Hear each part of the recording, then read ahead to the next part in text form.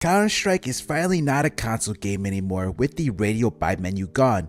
The last remains of Counterstrike becoming a cross-platform game are gone, but the new loadout options move our game into a more individual focus rather than team focused game. With the new system, the buy menu has no subsections and consists of a single page.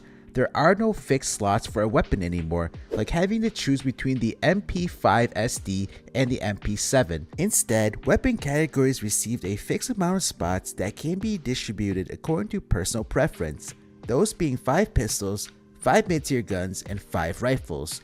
That means SMGs and shotguns lose 6 spots in the loadout, rifles lose at most 2 spots, and we miss out on 2 pistols. Most of pro level CS won't be affected as much as pointed out by stamina and backed up by stats from HLTV. From the HLTV data, we see that 65% of kills come just from 3 rifles. In total, only 10% of kills that happen in pro games will see some changes. But first, let's change our way into the sponsor ad.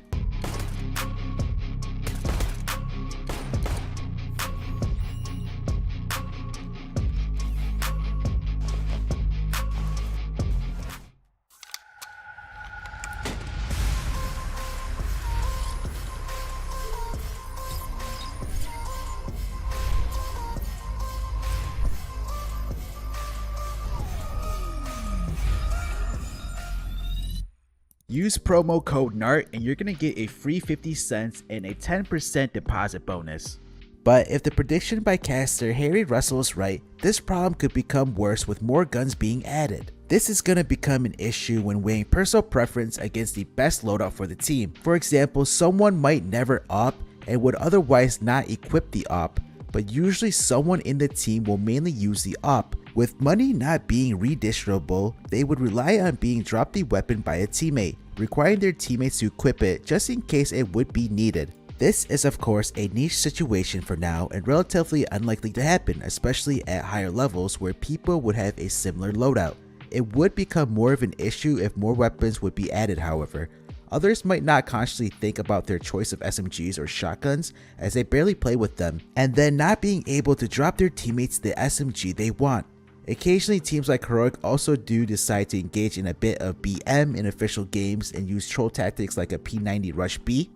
Working out with the molly, and this is a statement of how this game has gone. P90 sprinting through CT spawn, Chips hasn't seen anybody. Kitty is still a bottom banana with the bomb, but everybody's dying. And they're getting a boost for the P90. The P90. Can you believe it? Oh, it's down to kill as well. How demoralizing. Cutting down on buy options limits the opportunity for such rounds as they would conflict with the competitive ideal loadout. It also cuts down on using weapons in very specific occasions in which they would fill a very specific need, like when Zorti dominated Renegades in the 2022 Antwerp Major using the auto sniper. This is only in pro play, however, when considering casual play, which is the majority of CS players, the picture becomes less clear. Casual play is more focused on playing with friends and having some fun, as such troll weapons are way more common. With the restrictions now, it seriously limits the variance that you can have in these rounds. Modes like Valve Deathmatch and Demolition or Arms Race also offer great opportunities at getting to know the wide catalog of weapons CS has. These modes are very important to experiment with different weapons, otherwise people will just stick to what they see others are using already. This is gonna open the door to another Krieg situation. The Krieg was in CSGO for a long time and it was very powerful, but because it was not a classic weapon, barely anyone noticed how overpowered the weapon was.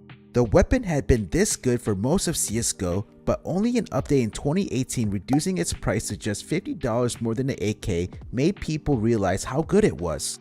Pros were abusing these advantages until after the Berlin Major, multiple pros started complaining and the weapon eventually got nerfed again.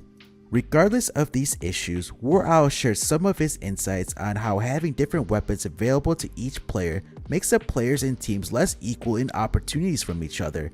Having different opportunities in starting positions decreases the importance of in-game decision making and individual skill given the same tools. It is the importance of these things that makes CSGO so special and unique in the FPS genre. We will have to see how Valve will handle these criticisms going forward. After all, a beta is there to find problems. Do you think we will see changes to the buy menu? Let me know in the comments below and subscribe for more CS2 content.